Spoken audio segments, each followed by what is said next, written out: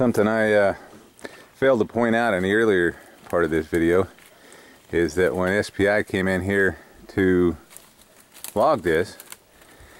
and every time the tree service comes in to cut the trees under the lines, they have no regard whatsoever for my ditch. I had a drainage ditch which I put a lot of time and expense into making, and these guys, all of their logging slash and all of the brush that they cut when they're trimming the trees,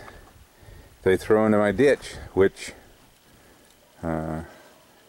stops the silt, loads up, and floods my road.